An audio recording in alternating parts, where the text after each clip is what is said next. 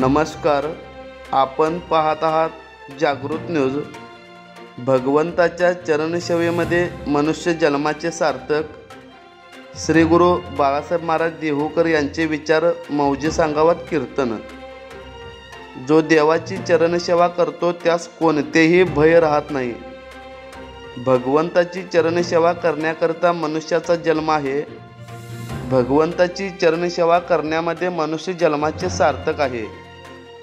भगवंताची चरणसेवा करायला मिळणं दुर्लभ आहे व सर्वात श्रेष्ठ आहे असे विचार श्री क्षेत्र पंढरपूर येथील जगद्गुरू संत तुकाराम महाराजांचे विद्यमान वंशज श्री गुरु बाळासाहेब महाराज देहूकर यांनी व्यक्त केले। कागल तालुक्यातील मौजे सांगाव येथील वैकुंठवासी गुरुवर्य महादेव पाटील महाराजांच्या प्रथम पुण्यस्मरण सोहळ्यानिमित्त आयोजित कीर्तन सेवेत ते बोलत होते।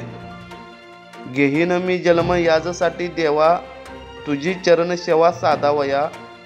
हरिनाम कीर्तन संतांचे पूजन, घालू लोटांगण महाद्वारी। या संत तुकाराम महाराजांच्या अभंगावर निरूपण करताना देहूकर महाराज पुढे म्हणाले, भगवंताच्या चरणसेवेचा आनंद विलक्षण आहे। तो आनंद घेण्याकरता पुन्हा जन्म घेऊ असे संत म्हणतात। हरीचे नाम मुखाने घ्यावे, संतांची सेवा करावी। महाद्वारामध्ये देवाच्या लोटांगण घालावे, कारण या करण्यामध्ये आनंद आहे, तसेच निर्भयता प्राप्त होते। सुखदुःखाची जाणीव राहत नाही। जो भगवंताची चरणसेवा करण्यामध्ये आयुष्य खर्च करतो, सतत भगवंताचे नामस्मरण करतो, काया वाचा मनाने संतांची सेवा करतो, त्याच्या घरी मोक्ष कामारी म्हणून राहतो। कोणी म्हणेल जन्माला येण्यामध्ये दुःख आहे, जगण्यामध्ये दुःख आहे व मरण्यामध्येही दुःख आहे। असे असताना जन्म कशा करता, तर परमार्थ वा भक्ती करण्यामध्ये सुख, परमार्थ जगण्यात सुख आहे व परमार्थात आयुष्याचा शेवट गोड करण्यात सुख आहे। तेव्हा जन्माला येऊन आम्ही हरीचे नाम सतत घेऊ, संतांची सेवा करू, पंढरीची वारी करू। परिणाम जीवन निर्भयतेला प्राप्त होईल, सुखदुःखाचा संबंध राहणार नाही व मोक्ष आमच्या घरात कामारी म्हणून सेवेला राहील। सर्वात श्रेष्ठ देवाची चरणसेवाच आहे, म्हणून प्रत्येकाने भगवंताची चरणसेवा करावी असेही शेवटी श्री गुरु बाळासाहेब महाराज देहूकर यांनी सांगितले। या प्रसंगी अजित पाटील मळगे खुर्द व वैभव शिरोळे तळंदगे यांनी मृदंग साथ केली। बंडा कोरे देगाव, सुरदास गायकवाड कोगनोळे, तुकाराम पाटील टाकळे, उमेश नरळे तिप्पेहाळे, नवनाथ घाटगे यर्नाळ, माऊली महाराज जत्राट, धनाजी जाधव साके, बाळासो रानमाळे शिरगुप्पे, नवनाथ पाटील भाट नांगनूर, आदर्श पाटील म्हाकवे आदींनी गायनसाथ केली। यावेळी कर्नाटक, महाराष्ट्रातील वारकरी, भाविक व ग्रामस्थ मोठ्या संख्येने उपस्थित होते। जागृत न्यूजसाठी मौजे सांगावहून योगेश माने। हरिनाम कीर्तन, संतांचे पूजन, घालू लोटांगण महाद्वारी। अशा प्रकारे महाद्वारामध्ये लोटांगण घालणं म्हणजे स्थूल देहाने तुझी भक्ती करणं आहे। हरिनाम कीर्तन करणं म्हणजे वाचन तुझं अशा प्रकारचं आणखी त्या ठिकाणी सेवा करणं आहे। आणि संतांची सेवा करणं म्हणजे त्याचा अज्ञानाचा अशा प्रकारचा आणखी नाश करण्याकरता संतांची सेवा आहे।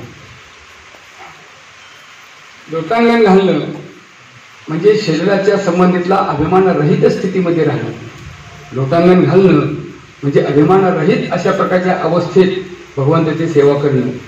देहाचा निराश होण्याकरता लोटांगण घातलं पाहिजे। देह तुच्छ आहे, देह नष्ट प्राय होणार आहे, देहाला काहीच अशा प्रकारची गोष्ट नाही। त्या देहाच्या योगाने लोटांगण घालण्यात देहाच्या बाबतीत स्थूल देहाने अशा प्रकारची अशी भक्ती जर केली गेली तर महाराज म्हणतात की स्थूल देहाच्या योगाने अशा रीतीने तुझी प्रेममय भक्ती आमच्याकडून घडेल। तुझी प्रेममय अशा प्रकारची भक्ती होण्याकरता स्थूल देहाने लोटांगण घालणं म्हणजे अभिमान विरहित अशा प्रकारच्या स्थितीमध्ये तुझी सेवा आम्ही केली पाहिजे, आम्हाला करायची आहे, आम्हाला करायला मिळाली पाहिजे। घालू लोटांगण महाद्वारी। हरिनाम कीर्तन करण्यामध्ये, वाचनाचं तुझं नाम घेण्यामध्ये चित्ताची शुद्धता आहे।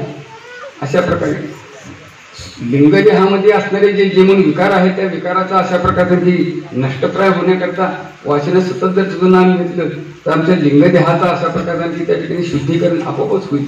ते शुद्ध होण्याकरता, स्थूल शरीर शुद्ध होण्याकरता लोटांगण घातलं पाहिजे। लिंग देहाची शुद्धता निर्माण होण्याकरता हरिनाम कीर्तन केलं पाहिजे। आणि अज्ञानजन्य स्थिती जी आहे ती नष्ट होण्याकरता संतांची सेवा करणं, संतांचं पूजन करणं, संतांच्या संगतीमध्ये राहणं, संतांच्यापासून ज्ञान घेणं, याच्यामधून सहजच अशा प्रकारचा अज्ञानाचा त्या ठिकाणी नाश होतो, अज्ञान बाधित होतं, सगळ्याच गोष्टी अशा प्रकारे संपून जातात. त्याच्याकरता पर्या संता सर्व पैसता, योगज्ञान पैसता, गुरुचरण उपासिता, वैराग्याची येण्याची सत्कर्मे, अशी श्री ज्ञान विरमे, अशा प्रकारे जयाचे ज्ञान विश्रामे आत्मगोपाळ असं ज्ञानेश्वर महाराज ते सांगत आहेत. त्याचा अर्थच तो आहे की संतांची सेवा करणं. थोडक्यात महाराजांनी अत्यंत सूत्रवत शब्दातून सांगितले. हरिनाम कीर्तन सूत्राने सांगितलेलं आहे, संतांचं पूजन सूत्रवत सांगितलेलं आहे, लोटांगण घालणं सूत्रवत सांगितलेलं आहे. पण या सगळ्यामध्ये काही अशा प्रकारची भक्ती सांगितली, याच्यामध्ये वाचिक भक्ती सांगितलेली आहे.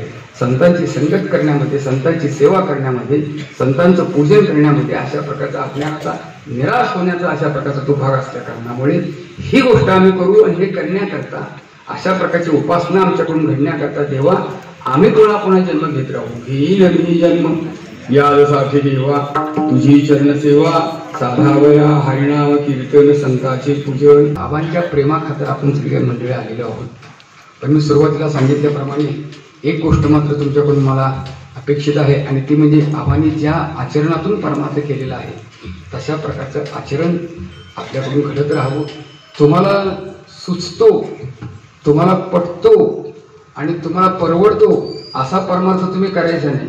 संत जो सांगतात तसा परमार्थ तुमच्याकडनं घडला पाहिजे, तर त्या परमार्थ करण्याला फळ आहे. माळच घालायची आणि पंढरीची वारी करतात, काही अर्थ नाही त्याला.